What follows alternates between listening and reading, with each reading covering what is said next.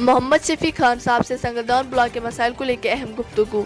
सरपंच खान साहब ने नुमाइंदा से बात करते हुए पीएचसी संगलदान के बारे में काफ़ी दुख का इजहार किया और कहा कि यहाँ पीएचसी अस्पताल में मरीजों के साथ नाइंसाफ़ी की जाती है और ना ही कभी वक्त पे कोई डॉक्टर रहता है और ना कोई एम्बुलेंस। सरपंच खान साहब ने डीसी साहब रामबंद और गवर्नर इंतजामिया से मुतालबा करते हुए अपील की कि ऐसे मुलाजमों को हिदायत बख्शी जाए ताकि वो ड्यूटी सही तरीके से अंजाम दे और इसके साथ साथ ये भी कहा कि इस माह शदीद बारिशों की वजह से संगलदान के साथ साथ पूरी सब डिवीज़न गोल के आवाम की फसलें तहस नहस होकर रह गई। यहाँ के गरीब आवाम को कम अज़ कम 6 माह का मुफ्त राशन तकसीम की जाए ताकि यहाँ के गरीब आवाम का गुजारा हो सके। सरपंच साहब अस्सलाम वालेकुम। जैसा कि आज काफ़ी अरसा बाद आपसे मुलाकात हुई है और हमें बहुत खुशी है इस बात की कि आपने हमें वक्त दिया, आपके पास हमें बैठने का टाइम मिला। हम आपसे जानना चाहेंगे कुछ 2-4 बातें ब्लॉक संगलदान को लेके। सबसे पहले हम आपसे जानना चाहेंगे यहाँ पीएचसी संगलदान जो हमारा है, यहाँ आए दिन कोई ना कोई मसला रहता है। सबसे पहले भट्ट साहब मैं आपके मीडिया को अस्सलाम वालेकुम व आदाब कहता हूँ और तमाम लोगों को मेरी तरफ से अस्सलाम वालेकुम व आदाब। जहाँ तक कि आपने कहा कि पीएचसी के बारे में, पीएचसी संगलदान के बारे में, पब्लिक हेल्थ सेंटर के बारे में कहा, यहाँ पे जो मुलाजिम हैं इनके वो ड्यूटी सर अंजाम नहीं देते हैं, क्योंकि परसों भी यहाँ गुंडी गागरा से एक लेडीज़ जिसको डिलीवरी थी वो यहाँ पे लाई थी, उन्होंने कंधे पे उठा के गाड़ी में यहाँ लाई और यहाँ पे जो डॉक्टर साहब थी वो घर में बैठी हुई थी। उसने कहा यहाँ पे एक एनओ था, उसने उसको एकदम रेफ़र कर दिया, वहाँ बगैर देखे उसको रेफ़र कर दिया।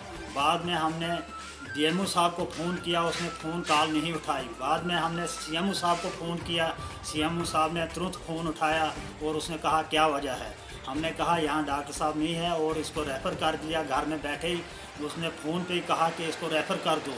बाद में सीएमओ साहब ने डॉक्टर साहब से बात की और फ़ौरन डॉक्टर साहब पहुँचे वहाँ पर। उसने कहा कि यहाँ इसको अंदर लाओ। अंदर लाने के बावजूद जब इन्होंने रेफ़र किया, ना गाड़ी दी, ना कोई एम्बुलेंस, ना टाइम पे एम्बुलेंस होती है, ना डॉक्टर टाइम पे होता था। बाद में जब शोर-गुल उठा और डॉक्टर साहब पहुँचे वहाँ, बाद में डिलीवरी वहीं पे पीएचसी संगलदान में ही हुई। तो हम ये कहते हैं कि अगर ये 1-1 लाख या 80-80 हज़ार रुपया सैलरी लेते हैं, इनको ड्यूटी देनी चाहिए। अगर इनको ड्यूटी नहीं देनी है तो फिर ये रिज़ाइन दे दें ताकि नए जो भी नौजवान लड़के पढ़े लिखे हुए हैं उनको मौका मिलेगा, ये रोज़गार का मौका मिलेगा। तो हम यही एडमिनिस्ट्रेशन से और डीसी रामबन से, एलजी साहब से ये अपील करना चाहते हैं कि इनको थोड़ा देखभाल किया जाए।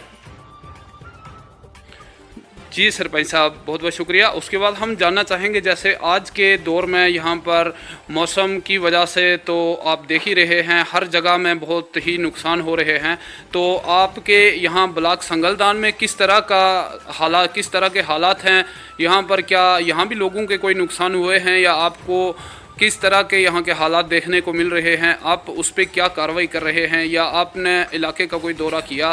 ज़रा थोड़ा सा हम आपसे जानना चाहेंगे। देखिए भट्ट साहब, जो कि आज 1 महीना 15-20 दिन हो गए बारिशों ने बहुत जो मौसम जो है ख़राब हुआ है, इसकी वजह से हमारे फसलों में बहुत सारा नुकसान हुआ है। पूरे ब्लॉक संगलदान, ब्लॉक गोल, ब्लॉक गुंडी दाड़म के अंदर जितना भी फसल था वो बर्बाद हो चुका है। हम एलजी साहब से और डीसी रामबन से गुजारिश करते हैं कि इन लोगों को 6 महीने का राशन फ्री फराहम किया जाए ताकि ये लोग भी कहीं बच सकें।